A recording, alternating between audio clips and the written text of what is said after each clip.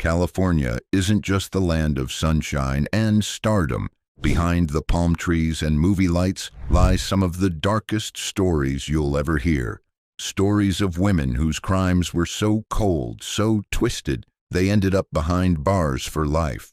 These aren't your average criminals. These are women who betrayed trust, crossed moral lines, and left bloodstains on the state's history. Some killed for love, some for money, others just because they could. Their victims were husbands, children, best friends, even strangers. And the scariest part? Many of them were the most unsuspecting. But beneath that surface was a storm of rage, manipulation, and violence waiting to explode. Today they live locked away, yet still sending shivers down anyone who dares look into their past. This is not just a list. It's a descent into the minds of California's most evil female killers. Dorothea Puente. Prison facility, Central California Women's Facility, CCWF, Chowchilla. Crime, serial murder of elderly tenants for financial gain. Dorothea Puente wasn't your average serial killer. She looked like a sweet, elderly grandma, gray curls, reading glasses, and all but beneath that gentle exterior was someone cold, calculated, and shockingly heartless. In the 1980s, she ran a boarding house in Sacramento that catered to the elderly, mentally ill, and people with disabilities. Basically, the kind of people society often forgets. She took them in, made them feel safe, then slowly drugged them, killed them, and buried their bodies in the backyard like they never existed. And the wild part? She kept cashing their Social Security checks the entire time, living off their money like it was hers to begin with. It wasn't until 1988, when a social worker got suspicious about one of the missing tenants, that police began digging, literally. They unearthed body after body in that backyard, and what they found sent shockwaves through the entire city. 7 bodies were discovered at the time, but the death toll linked to Dorothea eventually rose to 9, and through it all she played innocent, calm, almost detached, like she couldn't understand what all the fuss was about. It was chilling to watch. Her trial was a whole mess. Prosecutors painted her exactly for what she was, a woman who preyed on the weak and defenseless for money. Her defense tried to blame it on a traumatic past and mental health struggles, but honestly, it didn't hold up. In 1993, she was convicted of 3 murders and sentenced to life without parole. She ended up at the Central California Women's Facility in Chowchilla, where she lived out the rest of her days until her death in 2011. And even though she's gone now, her name still sends a shiver down people's spines when you mention it. Her house, her crimes, and that fake sweet old lady image, none of it will ever be forgotten. You see, evil doesn't always look like what you expect. Sometimes it wears soft cardigans and offers you tea. Susan Atkins. Prison facility, California Institution for Women, Corona, California. Crime, first-degree murder. Susan Atkins wasn't just another criminal, but she was one of the most infamous members of the Manson family, a cult that shook America to its core in the summer of 1969. Born in 1948 in California, Susan had a troubled childhood. Her mother died of cancer when she was still young, and her father, overwhelmed and struggling with alcoholism, left her to fend for herself. She drifted into drugs and instability during her teenage years, eventually falling into the manipulative grasp of Charles Manson, a man who promised freedom, love, and family, but instead led her and others down a path of bloodshed. By the time she was in her early 20s, Susan was already deeply involved in one of the most gruesome murder sprees in American history. Atkins' name became permanently linked with the murder of actress Sharon Tate, who was 8 months pregnant when she was stabbed to death in her own home.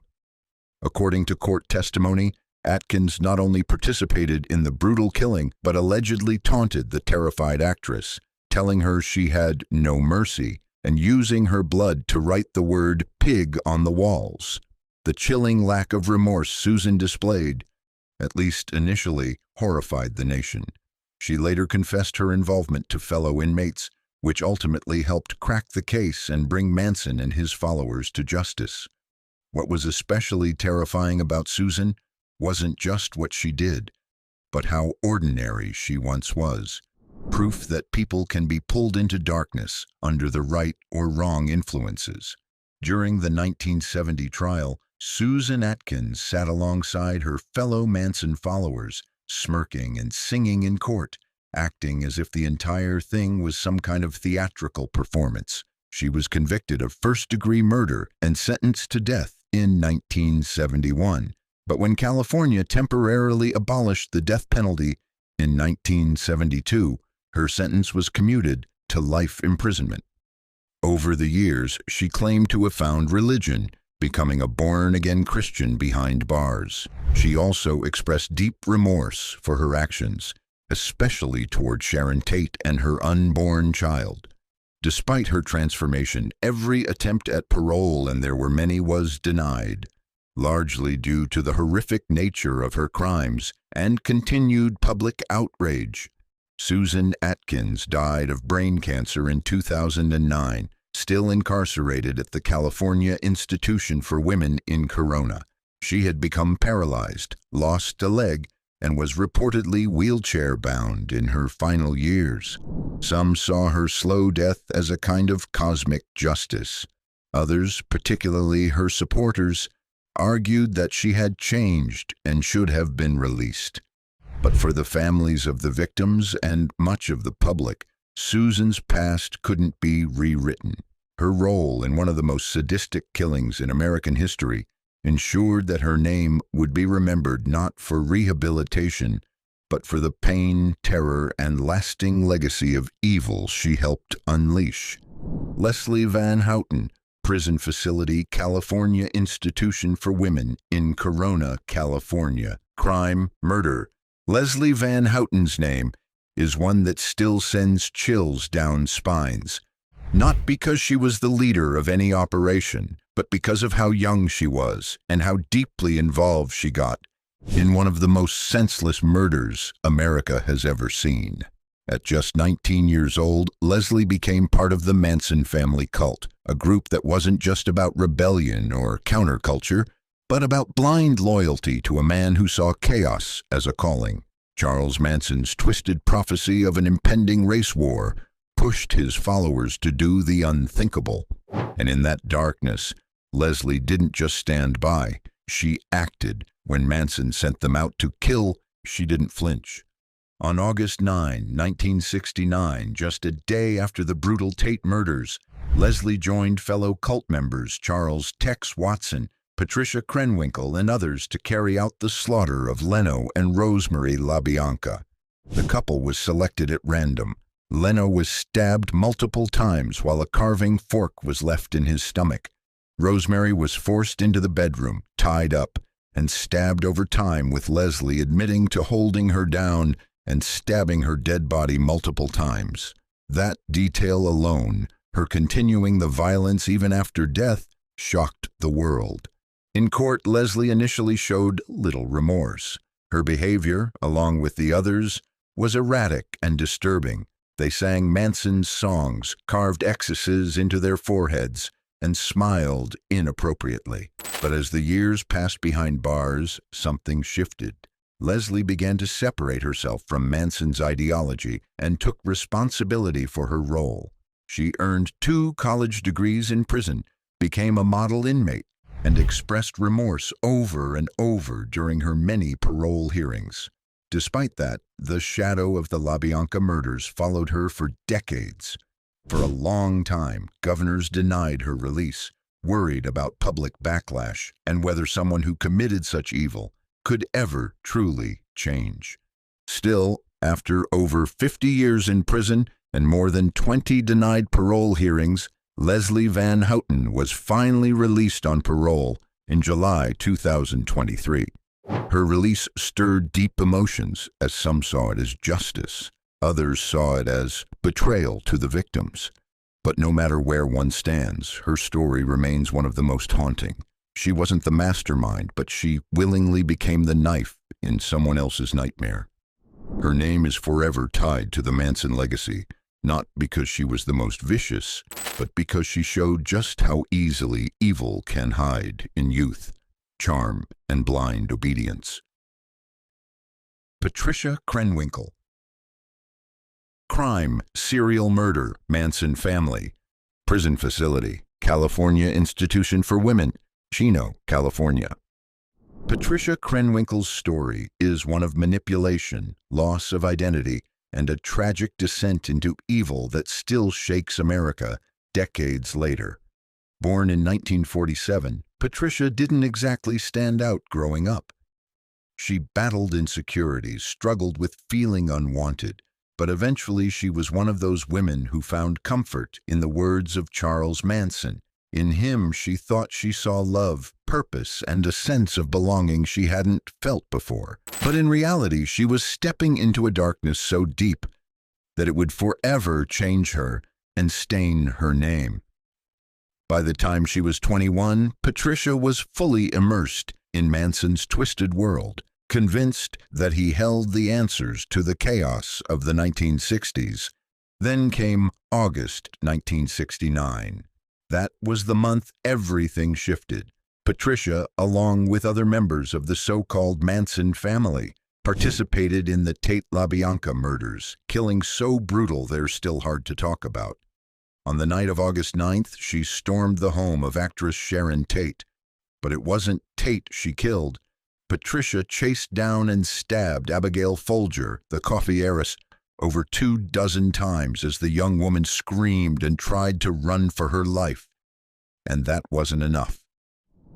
The very next night, Patricia joined the group again, this time entering the LaBianca home, where she stabbed Rosemary LaBianca and watched as her husband was tortured and mutilated.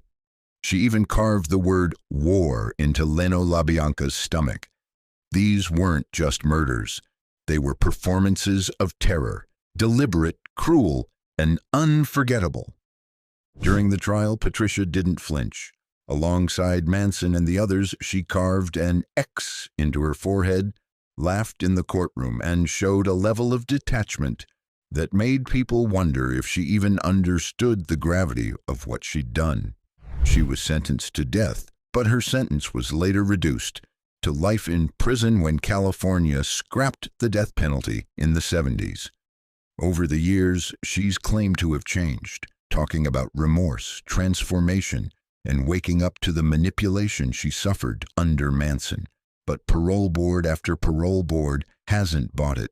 She's been denied over 14 times, and to this day, most people believe her actions were so calculated that no amount of reflection can undo them. Patricia Krenwinkel remains locked up at the California Institution for Women, holding the title of California's longest-serving female inmate, although she was recommended to be released on parole in 2025. She doesn't appear on TV screens anymore, but her name is still tied to the darkest kind of evil. Whether she was brainwashed or not, whether she's truly sorry or just performing another role, one thing is certain: Patricia left behind a trail of blood and pain that time still hasn't healed. Her story depicts how dangerous loyalty can become when it's placed in the hands of a madman. Louise Turpin, Prison Facility, Central California Women's Facility, CCWF, Chowchilla, California. Crime: torture, child cruelty, false imprisonment, abuse of dependent adults. At first glance, Louise Turpin seemed like an average mother, quiet, religious, and always surrounded by her many children. But what went on behind closed doors was a living nightmare. Along with her husband, David Turpin, Louise orchestrated one of the most shocking cases of child abuse in modern U.S. history. They had 13 children ranging from toddlers to adults, and instead of raising them in love and care, they subjected them to years of horrific neglect and cruelty. The Turpin home in Paris, California, was cultured like a prison, a house filled with filth, chains, padlocks, and trapped children. For years, the children were isolated from the outside world. Louise homeschooled them, but it wasn't real education. They were kept malnourished. Some looked like kids half their age. They were rarely allowed to shower, and when they misbehaved, they were tied to beds with ropes or shackled like inmates. The Turpins controlled every move, what the kids ate, when they slept, how they spoke, even when they could use the bathroom. And all the while, Louise presented a polished front on social media, posting family portraits in matching outfits like nothing was wrong. Everything came crashing down on January 14th, 2018, when one of the daughters, a brave 17-year-old, managed to escape through a window and call 911 using a deactivated phone. She told authorities that she and her siblings were being abused, and what police found confirmed every nightmare. Children, some adults, were chained to beds, weak from hunger, and barely able to speak properly due to lack of social interaction. Louise and her husband were arrested immediately, and as the investigation unfolded, the extent of their cruelty stunned even well-experienced detectives. In 2019, Louise Turpin pleaded guilty to 14 felony counts, including torture, child cruelty, false imprisonment, and abuse of dependent adults. She was sentenced to life in prison with the possibility of parole after 25 years, and is currently incarcerated in a California facility, but freedom seems unlikely. The public's response to her crimes was unified, horrified, disgusted, and confused at how a mother could inflict so much suffering on her own children. Louise Turpin's name is now etched into true crime history as one of the most evil and cold-blooded female offenders in California's prison system, as she played a principal role in destroying 13 innocent lives from the inside out. Pearl Fernandez. Prison Facility, Central California. Women's Facility, CCWF, Chowchilla, California. Crime, murder. Pearl Fernandez's case is one of the most heartbreaking and horrifying in California's criminal history. She was the mother of 8-year-old Gabriel Fernandez, a sweet and kind boy who tragically endured months of unspeakable abuse before his death. Living in Palmdale, California, Pearl and her boyfriend, Isauro Aguirre, subjected Gabriel to horrific treatment. He was beaten, starved, forced to sleep in a small cabinet, and even shot with a BB gun. All of this happened while social workers and school staff raised repeated red flags, yet somehow Gabriel remained in that house of horror. His cries for help were ignored until it was too late. On May 22, 2013, Gabriel succumbed to his injuries, dying from blunt force trauma and internal bleeding. The details were gut-wrenching: broken ribs, a cracked skull, burned skin, and BB pellets lodged in his lungs and groin. The autopsy painted a clear picture, as this was not a one-time incident, but the result of sustained, intentional cruelty. During the trial, evidence showed that Pearl not only participated in the abuse, but also encouraged it, showing little remorse or maternal instinct. Her cold, detached demeanor in court only added to the public outrage surrounding the case. The justice system didn't take this lightly. While her boyfriend, Isauro Aguirre, received the death penalty, Pearl Fernandez pleaded guilty to first-degree murder with the special circumstance of torture in exchange for life in prison without the possibility of parole. The courtroom was packed with people who wept for Gabrielle, including jurors, journalists, and members of the public who had followed the case closely. The emotional weight of the trial and the unnerving facts of what Gabriel endured left a permanent scar on anyone who heard them. Now incarcerated at Central California Women's Facility, Pearl Fernandez lives out her days away from the world that recoiled at her crimes. Many still question how a mother could allow such suffering, much less be part of it. Her case sparked national debates about child protective services and what it truly means to protect our most vulnerable. Dana Sue Gray. Prison facility, Central California.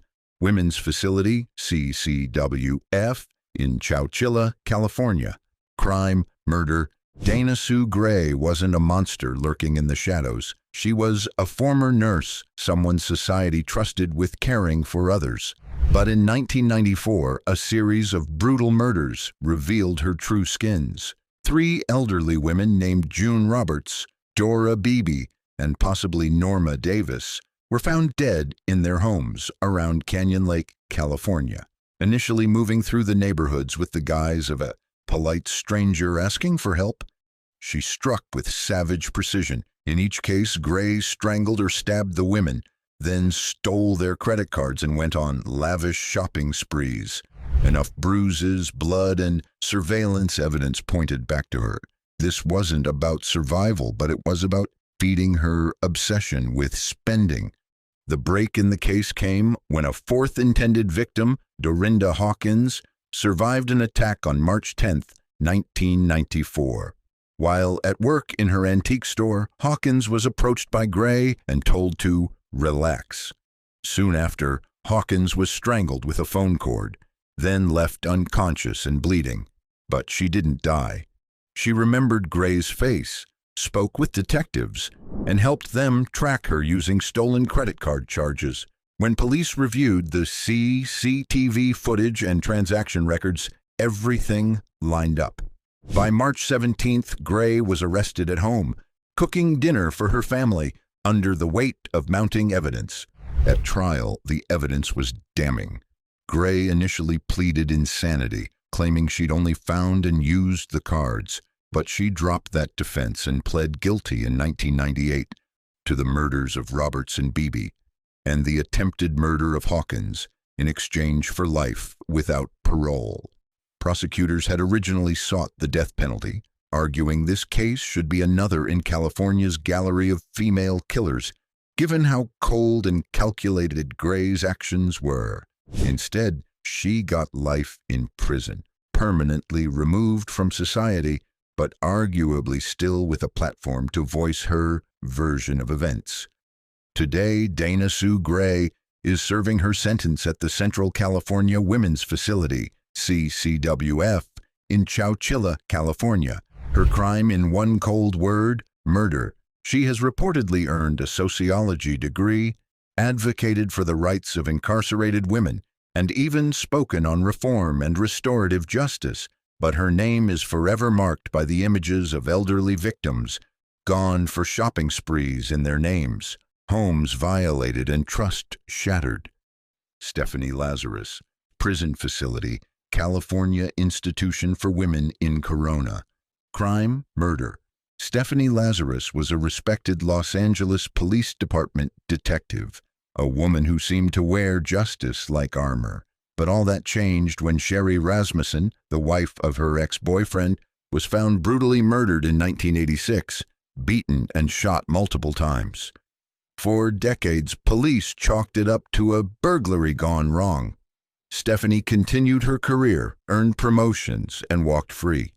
It wasn't until 2009, utilizing DNA evidence from a bite mark, that investigators uncovered the cold truth. The culprit was the officer herself. She had stalked Sherry, executed her with planning, then staged a burglary to cover her tracks. Her training, the very thing that should have upheld justice, became the tool she used to manipulate and conceal evil. Decades of deception unraveled when detectives secretly matched saliva samples from Lazarus to a bite mark on Sherry's arm. Her arrest sent shockwaves through the LAPD. The betrayal confirmed fears that she had manipulated investigations using her badge and insider knowledge. At trial in 2012, prosecutors portrayed a woman who meticulously planned murder out of jealousy when she learned her former flame was marrying another. Instead of turning herself in, she continued her life as a detective, yet every day behind the badge reminded the jury of how deeply trust had been broken. The jury convicted Lazarus of first-degree murder, and she was sentenced to a harsh and unyielding 27 years to life in prison. While behind bars at the California Institution for Women in Corona, she quietly earned advanced degrees, joined spiritual programs, and gained a reputation among inmates as someone who mentored others. But for the public and the family of Sherry Rasmussen, none of that mattered. At parole hearings, the victim's widower called her a conniving criminal who still hadn't shown real remorse. Even as advocates spoke on her behalf, calling her reformed, the depth of her betrayal loomed larger than her transformation. In late 2024, a parole board initially recommended her release, but quickly reversed the decision after emotional testimony from Rasmussen's family. They argued someone who worked the system to kill should never be allowed back into society. The board stunned the public again, ordering a new suitability hearing within 120 days, a sign that her path to freedom is far from certain. Barbara Graham, Prison Facility, San Quentin State Prison, California. Crime, murder. Barbara Elaine Graham looked like she had it all: confidence, glamour, and even a knack for survival in the criminal world. Born in Oakland in 1923, her life took her from brothels to trouble with the law. She once served time for perjury and drifted through gambling and association with career criminals. In 1953, she joined up with a crew led by Emmett Perkins in Los Angeles after meeting him through a tumultuous relationship. They targeted Mabel Monahan, a wealthy 64-year-old widow in Burbank, believing she kept jewels worth thousands hidden in her home. Barbara posed as a concerned acquaintance to gain entry, then welcomed in the others. What followed was a savage assault and a robbery that went horribly wrong. On the night of March 9, 1953, Monahan answered the door, only to be attacked inside her own home. Barbara reportedly pistol-whipped her, cracked her skull, and suffocated her with a pillow. The crew found nothing of value and fled. The local newspapers dubbed Graham Bloody Babs for her role in the murder. Her real downfall came when one accomplice turned state's witness, and another undercover officer posed as a friend, offering her an alibi for $25,000. She accepted, thinking it would save her. He turned official evidence. Suddenly, her facade was gone, and her legal defenses tumbled under recorded confessions. During her 1953 trial, Graham's attempts to depict herself as innocent collapsed under the weight of witness testimony and physical evidence. Prosecutors laid out a vivid story, which was that Barbara had orchestrated this with cruelty and intent. She blamed desperation, famously saying, "Do you know what it's like not to know what to do?" The jury didn't sympathize. Graham, along with her co-defendants Jack Santo and Emmett Perkins, was convicted of first-degree murder and sentenced to death, making her the third woman ever executed by gas in California. On June 3, 1955, Barbara Graham was executed in San Quentin's gas chamber. She requested a blindfold so she wouldn't have to face the witnesses. Seconds before death, she offered a chilling reflection. Good people are always so sure they're right. And when told to take a deep breath to ease the cyanide for quicker passing, she replied, "How the hell would you know?" She left behind a legacy marred by brutality, controversy, and a film, I Want to Live, that tried to recast her as wrongly convicted, but the facts from court and the crime scene stubbornly anchored her story in calculated violence, not victimhood. She was buried in San Rafael, California, but her name still sounds as one of the state's most infamous female killers. Cynthia Kaufman, Prison Facility, Central California. Women's Facility, CCWF, Chowchilla, California. Crime, murder. Cynthia Kaufman's story is one of manipulation, violence, and chaos. Born in 1962, she met James Marlowe, a man recently released from prison and steeped in neo-Nazi ideology, and together they spiraled into a deadly rampage. Their relationship was toxic from the start. Marlowe was controlling, abusive, and volatile. Kaufman, though often painted as submissive, quickly became his partner in crime. Their killing spree would leave a trail of grief across California, and Kaufman's name forever tied to some of the most brutal crimes committed by a woman in the state. Cynthia Kaufman's descent into infamy began not with Novus, but with Sandra Neary, a 32-year-old woman from Costa Mesa. On October 11, 1986, Neary disappeared after leaving her home to go to the ATM. 2 weeks later, hikers found her strangled body near Corona. This brutal, mysterious death was the spark police needed, yet it was just the start of a bloody trail. Their first known victim was Corinna Novus, a 20-year-old woman from Redlands, California. On November 7, 1986, Novus was abducted, tortured, and eventually strangled to death. Her body was dumped in a remote vineyard near Fontana. Just days later, they struck again. On November 12, they targeted Lynell Murray, a kind and unsuspecting saleswoman working in a Huntington Beach appliance store. After forcing her into the back room, they strangled her with a cord and discarded her body in a bathtub, cold and lifeless. It was a murder spree that shocked the region for its savagery and the fact that a woman had helped carry it out. When police caught up with them on November 14, 1986, Kaufman confessed, but claimed she had been under Marlowe's control the whole time. Investigators, however, weren't buying the battered woman defense.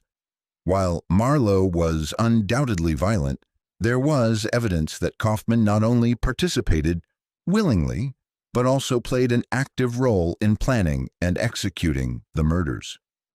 Her calm demeanor during interrogations chilled detectives. The court didn't show her much mercy, and she was sentenced to death in 1992, becoming one of the few women on California's death row. Today, Cynthia Kaufman remains at the Central California Women's Facility in Chowchilla.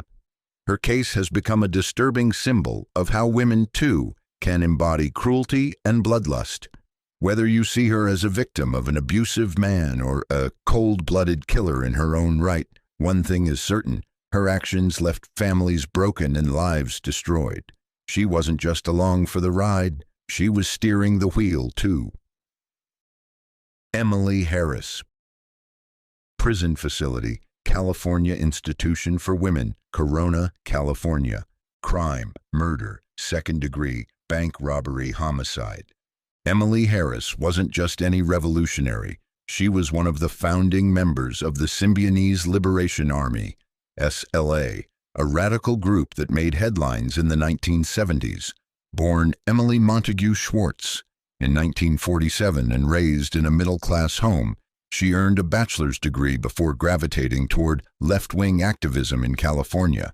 At around age 26, she met Bill Harris, with whom she helped bring CLA founder Donald DeFreeze's vision to life, a vision that quickly descended into violence and terror.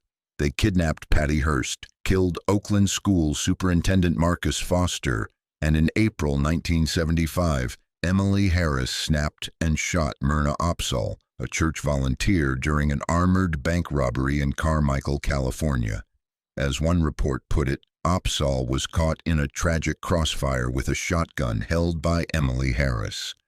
In 1974, Harris was convicted alongside her husband for the Patty Hearst kidnapping and served nearly 8 years in California Institute for Women, including time in solitary. But her story didn't end there. In 2002, nearly 27 years after Opsahl's murder, new forensic evidence, the unique shotgun pellets, linked her to the crime. A grand jury indicted her, along with other SLA members, resulting in a second criminal trial. Emily Harris entered a plea deal in 2002, admitting to second-degree murder rather than first-degree, and was sentenced to another 8 years behind bars. The plea spared her the death penalty and hinged on her acceptance of guilt and promise of remorse.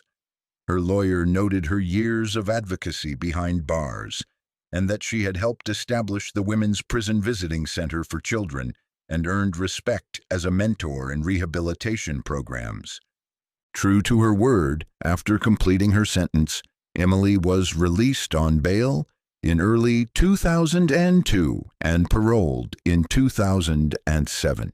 She spent time rebuilding a life as a computer consultant in Southern California, stepping away from past infamy. She even worked with major studios in Hollywood before her OPS jail conviction. Since her release, she's kept a low profile, dedicating herself to family and quiet community involvement. But the shadow of MLSA's bloody legacy remains. Teresa Knorr, Prison Facility, California Institution for Women in Chino. Crime, torture. Teresa Knorr's case is one of the most deeply disturbing and horrific stories of maternal abuse and murder in American history. Born in Sacramento, California in 1946, Knorr's life spiraled into darkness following a string of failed marriages and personal instability. But no one could have predicted just how terrifying her household would become. Behind closed doors, Teresa transformed into a violent, controlling mother who subjected her children, particularly her daughters, to unspeakable cruelty. She beat them, starved them, isolated them from the outside world, and even convinced herself that one of her daughters was possessed or working against her. This delusion would become deadly. In 1984, Teresa's mental unraveling reached a terrifying climax. After shooting her 18-year-old daughter Susan in the back during an argument, she refused to take her to the hospital. Instead, she forced her sons to hold the girl down while she performed a crude surgery herself to remove the bullet. When infection set in and Susan could no longer stand the pain, Knorr had her sons took Susan out to a remote area, douse her in gasoline, and set her on fire while she was still alive. Less than a year later, Teresa turned her wrath on her other daughter, 20-year-old Sheila, locking her in a closet without food or care until she died. Then she forced her sons once again to dispose of the body. For years, Teresa's horrific crimes went unnoticed. The two daughters' bodies were labeled as Jane Doe's, and the family's terror remained hidden. But in 1993, her youngest daughter, Terry, who had escaped the home years earlier, finally broke her silence. She went to the police and later contacted America's Most Wanted, recounting every horrific detail. Her tip led investigators to reopen the cold cases, and soon the pieces aligned with Terry's claims. Teresa Knorr was arrested in Salt Lake City, where she'd been living under an alias. Faced with overwhelming evidence, she pled guilty to 2 counts of murder to avoid the death penalty and was sentenced to life in prison. Today, Teresa Knorr is housed at the California Institution for Women in Chino. She was denied parole in 2019 and is eligible again in 2025. The betrayal of trust, the sheer level of psychological manipulation, and the physical torture she inflicted on her own children made her one of the most feared women ever housed in a California prison. From calculated cult followers to mothers turned murderers, these women have left behind dark stains on California's criminal history. Their crimes weren't just shocking, they were cold, deliberate, and deeply unsettling. Behind the prison walls they now call home, each of them carries a legacy of devastation that families, communities, and even the state itself won't soon forget. Whether it was for power, revenge, or something far more twisted, these women shattered every image of what society expects. Their names are not only remembered for the lives they took, but for how they took them, most often with brutality that still shakes those who read about it. Stay tuned for more true crime deep dives that uncover the disturbing, the dark, and the unforgettable. Don't forget to like, share, and subscribe.